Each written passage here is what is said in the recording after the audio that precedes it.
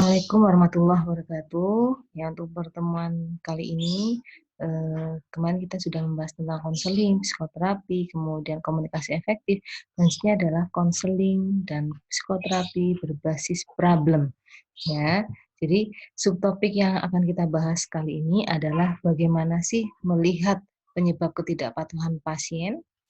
Ya, dalam hal ini kalau informasi berarti ketidakpatuhan pasien dalam pengobatan, kemudian pencegahan ketidakpatuhan pasien dan identifikasi dan solusi ketidakpatuhan pasien serta strategi memotivasi pasien. Ya, saya bahas dulu tentang konseling berfokus pada problem. Adalah apa?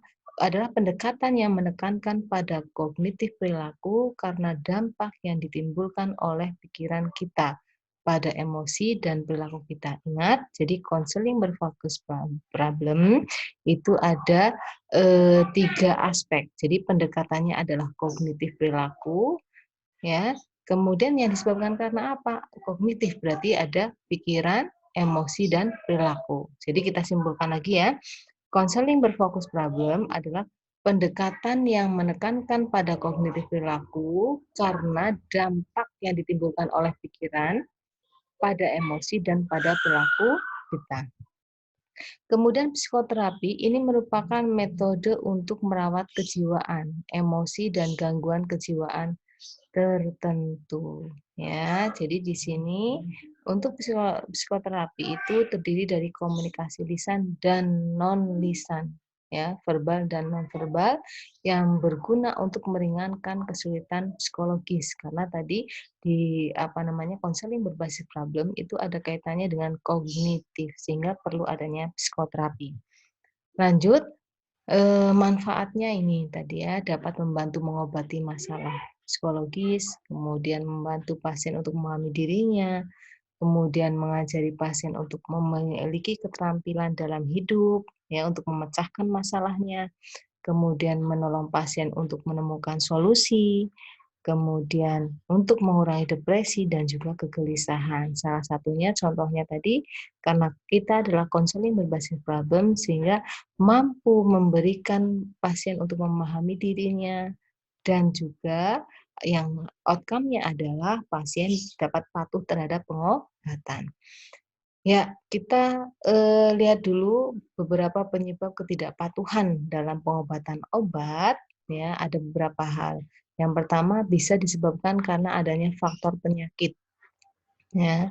Karena adanya faktor penyakit itu ada dua hal, yaitu keparahan atau stadium penyakit, ya, sehingga orang kadang malas, bosan ya, karena sudah stadium penyakitnya sudah terminal misalnya, ya sudah stadium 4 misalnya, sehingga dia sudah merasa sudah lebih baik menghentikan pengobatan, merasa sudah tidak ada harapan lagi untuk hidup. Nah, itu keparahan. Terus yang kedua adalah lamanya terapi berlangsung. Jadi semakin lama waktu yang diberikan untuk terapi sehingga masyarakat atau seorang juga bosan sehingga tingkat kepatuhan akan menjadi rendah. Kemudian yang kedua adalah faktor terapi. Ya, faktor terapi terdiri dari regimen. Regimen pengobatan yang kompleks, baik jumlah obat maupun jadwal penggunaan obat. Jadi misalnya Anda diberikan obat yang banyak, ya, ada A, ada B, ada C. Ini juga akan menyebabkan tidak patuh karena malas. Minum ini lagi, nanti jadwalnya ada lagi, jadwal siang, jadwal sore, ya, itu akan menyebabkan bosan. Terus yang kedua adalah kesulitan dalam menggunakan obat. Misalnya karena dia yang diberikan adalah obat oral, ya, tapi besar misalnya sehingga dia pada saat minum kesulitan, ya, atau mungkin nun sewu penggunaannya di lewat dubur sehingga dia kesulitan untuk memasukkannya. Ini akan menyebabkan males lah. Nah, itu ya. Terus yang ketiga adalah efek samping yang ditimbulkan. Misalnya Anda atau seseorang minum obat, habis itu kemudian contohnya adalah kemoterapi misalnya ya. Setelah di kemoterapi nanti akan jadi pusing, kemudian mual, nafsu makan menurun. Ini akan beresiko terjadinya tidak patuh obat. Ya, termasuk juga minum obat TBC. Ini juga efek sampingnya adalah mual, ya. pusing, ada yang pusing sampai muntah. Nah, ini juga jadi malas. Kemudian rutinitas sehari-hari yang tidak sesuai dengan jadwal pengobatan. Nah, misalnya orang tersebut terlalu sibuk dengan rutinitasnya sehingga sering lupa. Ini juga menyebabkan ketidakpatuhan ya. Jadi tadi ada faktor terapi, ada faktor penyakit. Selanjutnya adalah faktor pasien. Faktor pasien pertama adalah karena kurang pemahaman mengenai keseriusan dari penyakit dan hasil yang didapat jika tidak diobati. Maksudnya adalah dia kurang paham bahwa kalau dia tidak minum obat secara teratur akan beresiko penyakitnya menjadi lebih serius. Nah, ini karena ketidakpahaman. Yang kedua, menganggap pengobatan yang dilakukan itu tidak efektif. Jadi menganggap bahwa minum obat itu nggak nggak berpengaruh terhadap dirinya. Dia sama saja seperti sebelum-sebelumnya minum obat. Nah, ini menyebabkan tidak patuh. Terus motivasi ingin sembuhnya rendah. Misalnya karena sudah bosan, malas sehingga motivasinya malas ya, tidak ingin sembuh. Kemudian kepribadian atau perilaku ya, misalnya orang yang terbiasa hidupnya teratur dan disiplin pasti dia akan lebih patuh ya, karena sudah biasa disiplin sehingga dia akan lebih disiplin juga minum obat. Itu akan berpengaruh terhadap perilaku. Kemudian dukungan lingkungan sekitar terutama adalah keluarga. Nah, jadi keluarga itu berperan penting dalam kepatuhan pengobatan ya. Bagaimana caranya seorang misalnya seorang istri yang membantu memberikan obat ya, misalnya pengobatan pagi, siang, sore dia akan memberikannya secara teratur. Nah, ini akan berpengaruh terhadap kepatuhan suami.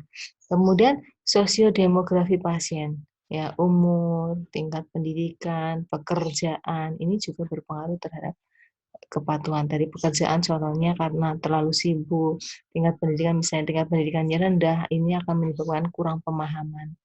Umur juga akan menyebabkan berpengaruh terhadap kurang pemahaman. Kemudian yang keempat adalah faktor komunikasi. Faktor komunikasi itu contohnya yang pertama adalah pengetahuan yang kurang tentang obat tadi ya. Kemudian kurang mendapat instruksi yang jelas tentang pengobatannya. Misalnya seorang apoteker hanya memberikan obat 3x1, sudah setelah itu diberikan ke pasien. Nah, ini informasi yang tidak jelas. 3x1 itu kapan saja diberikan, itu harus jelas. Pagi jam berapa, dikasih contoh, siang jam berapa, sorenya jam berapa, 3 kali dalam sehari itu yang seperti apa. Nah, itu harus jelas. Kemudian kurang mendapatkan cara atau solusi untuk mengubah gaya hidupnya. Nah, ini. Jadi di samping kita memberikan obat, kita harus mencari tahu kira-kira beliau itu mudah meminum obatnya kapan, ya sehingga kita bisa mengubah gaya hidupnya atau mencari solusi yang tepat bagaimana cara minum obat yang pas. Kemudian ketidakpuasan dalam berinteraksi dengan tenaga ahli kesehatan. Nah, ini juga berpengaruh terhadap ketidakpatuhan. Misalnya dia apa namanya pada saat diberikan obat apotekernya judes misalnya ya, sehingga dia merasa tidak puas ya. Ah, males ini apotekernya nggak jelas misalnya seperti itu. Terus apoteker tidak melibatkan pasien dalam pengambilan keputusan. Nah, ini yang kurang. Jadi seorang apoteker itu bukan hanya memberikan atau mencantumkan obat, tetapi dia harus memberi solusi dan pengambilan keputusan pada saat pasien susah untuk mencari solusi dalam pengobatan. Ya, itu beberapa penyebab dalam ketidakpatuhan menggunakan obat. Selanjutnya, cara pendekatan dalam peningkatan kepatuhan. Jadi, agar pasien itu patuh minum obat, yaitu pertama, komunikasilah dengan pasien. Ya, jadi kemarin sudah kita bahas bagaimana memberikan komunikasi yang efektif. Jadi harus jelas, humble ya. 5 hukum komunikasi efektif itu harus kita gunakan. Yaitu reach ya kan? Masih ingat? Ya, coba diulang lagi ya. Reach itu harus kita gunakan. Benar-benar kita harus humble, harus jelas, harus bisa didengarkan komunikasi kita tuh ya. Kemudian harus ada empati kepada pasien. Nah, itu harus ya. Kemudian informasi yang tepat. Nah, informasi yang tepat jika komunikasi efektif tadi 5 hukum tadi kita gunakan, maka informasi akan mudah sekali diterima oleh klien. Kemudian strategi untuk mencegah ketidakpatuhan. Jadi kita harus ada strategi bagaimana sih agar klien itu patuh dalam minum obat. Nah, apa strateginya? Satu ini, yaitu berkomunikasi dengan pasien yang baik. Ya, yaitu pertama, bagaimana sih menumbuhkan pengertian caranya itu ya. Komunikasi yang baik adalah pertama menumbuhkan pengertian dulu. Kemudian ikut libatkan pasien ya. Jadi jangan membiarkan pasien itu pasif, tapi bagaimana caranya kita melibatkan diri ke pasien, empati tadi ya. Sehingga pasien akan lebih interaktif dengan kita. Kemudian komunikasi yang terbuka dan intensif. Nah, jadi kita harus lebih memberikan komunikasi yang terbuka, ya. Ibu, bagaimana perasaan ibu? Apa yang akan didiskusi? Nah, itu adalah komunikasi contoh yang terbuka, ya.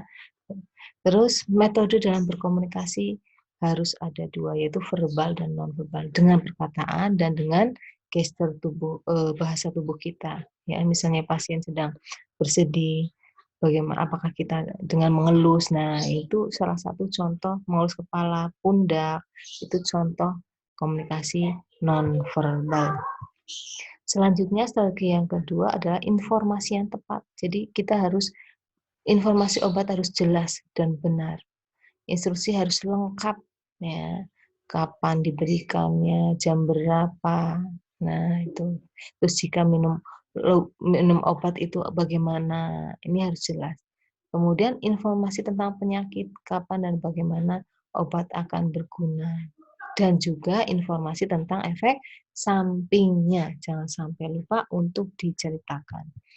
Yang ketiga, strateginya adalah strategi umum untuk mencegah ketidakpatuhan adalah apoteker harus bekerja sama dengan dokter untuk mempermudah jadwal pengobatan. Nah, dengan cara apa? Kalau obatnya terlalu banyak, coba jumlahnya diturunkan.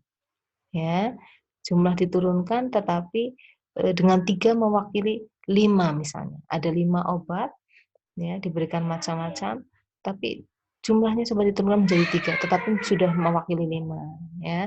Terus menurunkan interval dosis per hari. Nah, ini coba dibicarakan dengan dokter.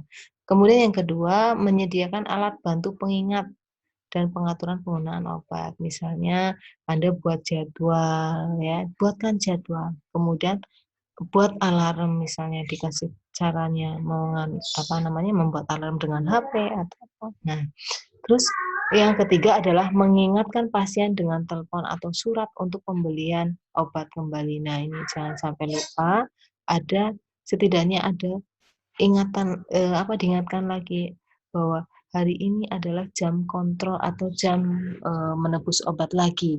Ya, jangan sampai kalah kalau di layanan yang lain ya, layanan yang lain pasti kalau itu diingatkan ya, misalnya di supermarket bahwa bulan ini Anda belum belanja ya, belanja sekarang ada promo bla bla. Nah, ini salah satu kegiatan untuk mengingatkan seseorang. Begitu juga dengan jenengan sebagai profesi apoteker. Bagaimana cara kita mengingatkan pasien lagi. Nah, itu kreativitas apoteker. Yang keempat adalah mengembangkan pengertian dan sikap mendukung di pihak keluarga pasien dalam mengingatkan penggunaan obat. Nah, ini sebaiknya bukan hanya pasien saja yang kita diberikan informasi, tetapi juga keluarga pasien agar membantu dalam pengingatan pengobatan dan memberikan dukungan. Oke, itu ada beberapa strategi untuk menurunkan ketidakpatuhan pada pengobatan. Nah, selanjutnya ada metode pemberian motivasi. Di samping kita ada strategi, kita harus memberikan motivasi. Yang pertama, ya, jadi Anda harus menjelaskan keuntungan dari penggunaan obat. Jadi, kalau ada obat yang digunakan, fungsinya untuk apa? Nah, karena ini untuk keberhasilan pengobatan, maka ini dijelaskan sehingga pasien akan lebih jelas. Kemudian tingkatkan kewaspadaan pasien dari gejala penyakit yang diperlihatkan dan membutuhkan pengobatan. Jadi, Selain kita menceritakan keuntungan, juga kita menjelaskan kewaspadaan jika ada gejala penyakit yang lain. Nah, dan membutuhkan pengobatan. Kemudian jelaskan bahwa pasien dapat mengevaluasi diri sendiri. Jadi pasien ini sebenarnya bisa mengevaluasi diri sendiri dengan cara, oh kalau kita tidak minum obat, apa ini resikonya? Kemudian di badan itu seperti apa yang dia rasakan. Nah, itu contoh evaluasi pada pasien. Kemudian yang keempat adalah bantu pasien mengembangkan kepercayaan dirinya. Nah, ini contohnya pada kasus-kasus pasien yang sudah terminal illness misalnya, sudah stadium akhir. Ini Anda juga berhak memberikan kepercayaan diri, ya. Karena misalnya dengan minum obat nanti, otomatis nanti stadiumnya yang 4 bisa saja menjadi akan menurun, kemudian, kualitas hidupnya akan lebih baik. Nah, itu contoh untuk bagaimana meningkatkan kepercayaan diri. Oke, mungkin itu saja dari Ibu kaitannya dengan bagaimana sih strateginya, motivasi, kemudian beberapa hal yang menyebabkan ketidakpatuhan pengobatan. Nah, silakan Anda sebagai apoteker bisa menerapkan mulai dari lingkungan keluarga sendiri ya, dilatih komunikasinya. Komunikasi itu harus dilatih ya, bagaimana cara meyakinkan anggota keluarga dulu aja dari lingkup yang terkecil. Ya, terima kasih itu saja ya. Kalau ada diskusi kita lanjutkan di forum. Terima kasih. Assalamualaikum warahmatullahi wabarakatuh.